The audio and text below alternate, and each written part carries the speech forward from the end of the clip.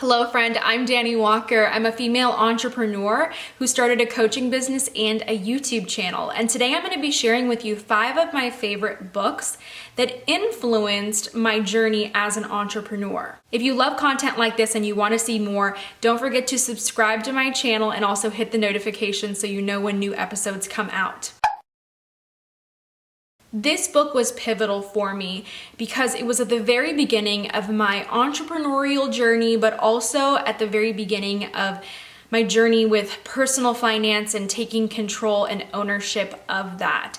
So this book is incredible, and there's a great reason why it's a bestseller. And what I took away from this book was the importance of paying yourself first whenever you make money. And this book is literally the reason that I have a retirement fund today. And I know that that's something that a lot of entrepreneurs don't think about, but it is something that you need to think about for the future if you want to be self-employed, because we don't always have the same retirement benefits as people who work in the corporate world or a 9-to-5. So you need to start taking care of yourself now. And this was a really, really easy read. You can read it in a day and it will change your mindset and shift your mindset on so many different things when it comes primarily to personal finance, but personal finance is definitely connected to the way that you are going to run the finances in your business. This book literally gave me hope, and it motivated me and inspired me to believe that I am capable of managing my personal finances and my business finances, and I believe that it can do the same thing for you. You may have heard of this because it's a New York Times best-selling book for good reason. It's really well written, it's entertaining. So within this book, the author is talking about his rich dad versus his poor dad, that were teaching him different lessons about money. And the lessons that they taught him had a lot to do with mindset. So he realized that there were really, really big differences between the way that his rich dad saw money and dealt with money versus the way that his poor dad saw and handled his own money. I really resonated with this book because I grew up in a house with essentially the poor dad character who had all of these really, really negative views and mindsets surrounding money management, and wealth. So by reading this book, I was able to overcome a lot of the myths that have to do with money. I was able to shift my mindset when it comes to how to create money and how to become wealthy. And I think that that's a huge, huge thing. And also the stuff that's in this book is very, very applicable to your financial strategy. And this is important for all entrepreneurs, because once you make that money, what are you going to do with it? How are you going to use it to build wealth? How are you going to use it to manage your business? So this book to me was the next step after The Richest Man in Babylon. I'm glad that I read The Richest Man in Babylon first for like absolute basics, and then this one started to dive a little bit deeper. This is such a great book for anyone out there who's shy in social situations, who feels a little bit uncomfortable about approaching people or making connections.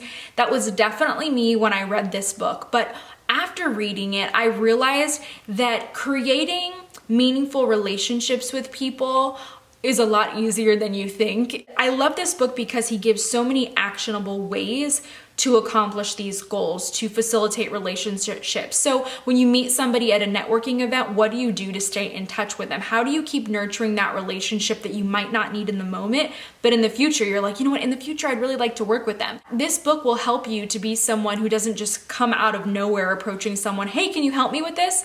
Because people don't really usually react very well to that, like somebody coming up to them out of the blue. This book taught me so much about how to create relationships. And I think that if you are going to be successful in anything, you need to know how to have these relationships. And for me, this is really important because I work with brands as a content creator. So I've learned a lot about how to communicate with them and how to keep these relationships in really, really good standing so that I can continue to use them. And a really big mindset shift for me that he explained in this book was that these relationships are like a muscle. And a lot of people are afraid to call out on all of these connections that they have and to keep that connection going because they're like, oh, I don't want them to think that I'm contacting them too much. But in reality, the more that you're using these contacts and relationships, the more that you're staying in touch with people that you may want to work with in the future, the stronger that these relationships are actually going to get. So really, really great one. If you're a wallflower and you're really nervous about networking or reaching out to people, I think think that this is such a really, really important skill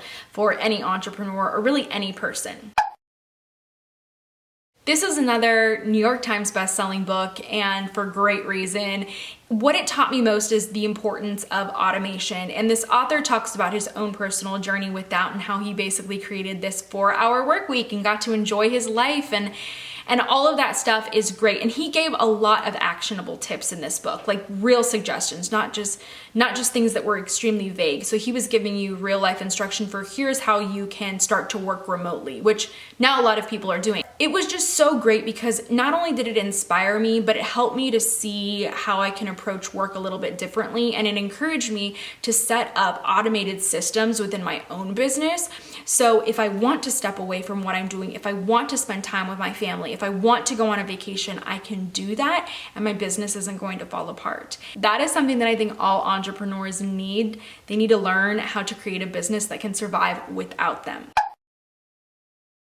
This book was written by the infamous Wolf of Wall Street. I initially picked it up because I saw it and it was around, and I was like, I'll just check it out. And I had literally no expectations for this book. I hadn't even seen the movie yet. I read it and it reaffirmed to me how important it is to learn about sales when you're an entrepreneur. And this is really important if you're doing everything yourself, because I feel like sales can be really intimidating. They were really intimidating for me, but it's a part of business. It's a part of the health of your business. You need to not only know how to create a product and how to market it, but how are you actually going to sell it and make it profitable so you can have a business. If you're not making profits, then you don't have a business. So this book, the main takeaway for me was learning how to create a sales script. He talked about how he did a lot of cold calling sales, and that's kind of how he had this big rise to fame. And if you've seen the movie, you'll know all about it. But the beauty of his scripting process is that you can use it for your social media, you can use it in email sequence, you can use it when you talk directly to customers who might be interested in working with you. And let me tell you this, when I started to create sales scripts that were based off of what I learned in this, within the first week, I remember I made an extra $1,000 and I was like, wait a second, hold on, this is amazing. I got a lot of people who want to work with me, but now I know how to close that deal. This really, really helped me to divide the people that were basically looky-loos, that were like maybe interested, or the people that were serious about giving me their card information. They were like, here we go, I'm ready to pay, I'm ready for this service. So I love that his scripting process does that, but it also really shows the value of what you're offering to people so that you can get more sales. And I saw an immediate increase in revenue after reading this book, which is really, really important. So that's something to check out. It literally changed my mindset on so many things, and it made sales a lot less scary for me. If you're an entrepreneur and you haven't read these books, I strongly recommend it. No matter where you are in your journey, there are things that you can learn if you're new to being an entrepreneur and starting a business, and then there's also value that you can get later in your journey. These are books that I love to reread and go back to because they can reaffirm some things, they can give you some great reminders, and they'll continually help you with your business. So I love them. If you enjoyed them too, then make sure to leave a comment below. Tell me what you think of these books. I'm leaving links to all of them in the description below so you can check them out for yourself. Thanks so much for tuning into this episode. If you want to see more like this or something else on my channel, then just leave a comment below and let me know about your requests.